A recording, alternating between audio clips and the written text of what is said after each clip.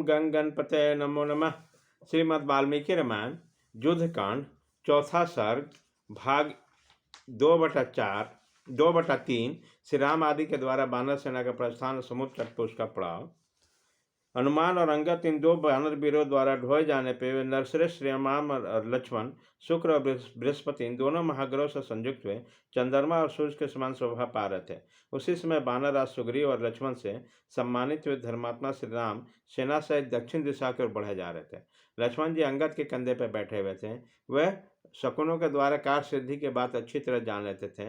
उन्होंने पूर्ण काम भगवान श्री राम से मंगलमयी वाणी में कहा, रघुनंदन, मुझे पृथ्वी आकाश में बहुत से अच्छे अच्छे शकुन दिखाई देते हैं। वह सब आपके मनोरथ की सिद्धि का सूचित करते हैं। इसमें निश्चय ही होता है कि आप शीघ्र ही रावण को मारकर हरी हुई सीता को प्राप्त करेंगे और सफल मनोरथ होकर समृद्धशाली अयोध्या को पधारेंगे।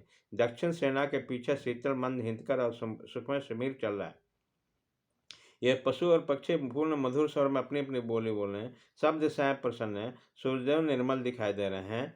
भृगुनंदन शुक्र भी अपनी उज्ज्वल प्रभा से प्रकाशित हो रहे हैं और पीछे की दिशा में प्रकाशित हो रहे हैं, जहाँ महर्षियों का समुदाय शोभा पा रहा। वहाँ ध्रुव तारा भी निर्मल दिखाई देता है। शुद्ध और प्रकाशमान समस्त ध्रुव को अपने दाहिनी ओर रखकर उसकी परिक्रमा करते हैं। हमारे साथ ही महामना छौकों वंशियों के पितामह राजर्षि त्रिशंकु अपने पुरोहित वशिष्ठ जी के साथ हम लोग के सामने ही निर्मल कांति से प्रकाशित हो रहे हैं। इन महामनस्वी इक्ष्वाकु वंशियों के लिए जो सबसे उत्तम है वो विशाखा नामक जुगल नक्षत्र निर्मल और पद्रसून मंगल आदि दुष्ट ग्रहों के आकृति से होकर प्रकाशित हो रहा है।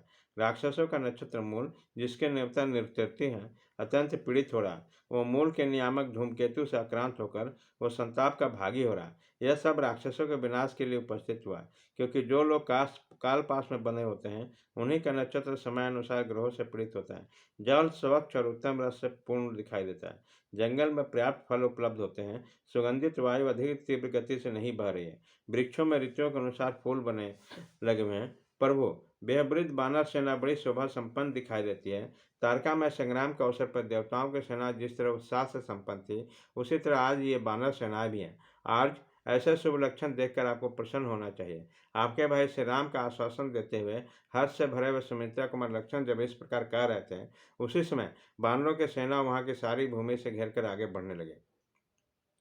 उस सेना में कुछ रिक्ष थे, कुछ सिंह के समान पराक्रमी बानर, नख और दांत ही जिनके अस्त्र थे। वह सभी बानर सैनिक हाथों और पैरों की उंगलियों से बड़ी धूल उड़ा रहे थे। उसकी उड़ाई हुई संपूर्ण भयंकर धूल ने सूर्य के प्रभा को ढककर संपूर्ण जगत को छिपा दिया।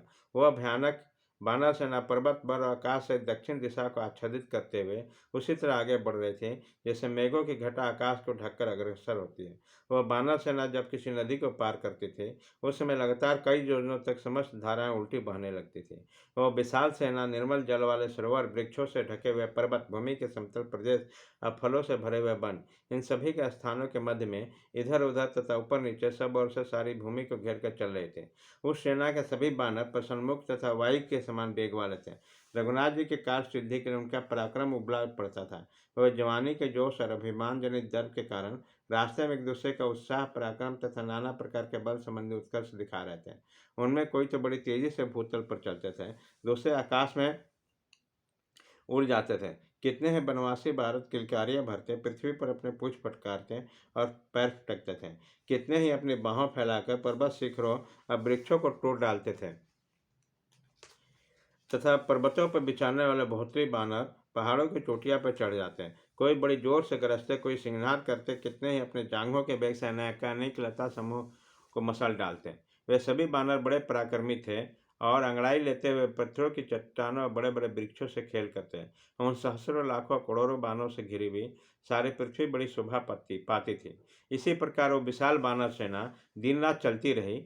सुग्रीव से सुरक्षित सभी बानर हष्ट पुष्ट और प्रसन्न थे। सभी बड़े उतावली के साथ चल रहे थे। सभी युद्ध का अभिनंदन करने वाले थे। सभी सीता जी को रावण को कैसे छुड़ाना चाहते थे। इसीलिए उन्होंने रास्ते में कहीं दो घड़ी का विश्राम भी नहीं लिया। चलते चलते घने वृक्षों से व्याप्त अनेकानेक कानों संयुक्त संग पर्वत के पास पहुंचकर वह सब बानर उसके ऊपर चढ़ गए। श्री रामचंद्र जी संग और मलय के विचित्र कानों नदियों तथा झरनों को शोभा को देखते हुए यात्रा कर रहे थे। वे बानर मार्ग में मिले हुए चंपा, तिलक, आम, अशोक, सिंधुवार, टिनिस और करवीर आदि वृक्षों को तोड़ देते।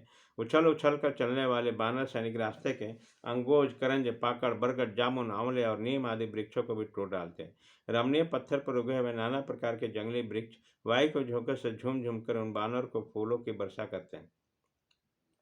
मद से सुगंधित वनों से गुनगुनाते हुए भौरों के साथ चंदन के समान शीतल मंद सुगंधित वायु चल रही थी। उसी समय पर्वत गैरिक और आदि धातुओं से विभूषित हो बड़ी शोभा पा रहे थे। उन धातुओं में फैले हुए धूल वायु के वेग से उड़कर उस विशाल बानर सेना को सब ओर से आच्छादित कर देते थे। रमणीय पर्वत शिखरों पर सब ओर से खिली हुई केतकी, सिंधुवार और बसंती लताएं बड़ी मनोहर जान पड़ती थी। प्रफुल्ल माधुरी लताएं सुगंध से भरी हुई थी और कुंदक झाड़ियां वे फूलों से लदी हुई थी। चिरविल्लिप, मधुक, महुआ, बंचुल, बंकुल, रंजक, तिलक और नागकेसर के वृक्ष वहाँ खिले हुए थे। आम, पाउडर और कोबीदार भी फूलों से लदे थे। मुचलिंद, अर्जुन, सिसिम्पा, कुटुज, हिताश, तिनिश, चुरचुक, कदम, नीलशोक, सरस, अकोल और पद्मक के भी सुंदर फूलों से सुशोभित थे। इस प्रकार से वाल्मीकि रामायण युद्धकांड चौथा सर्ग भाग 2/3 खत्म।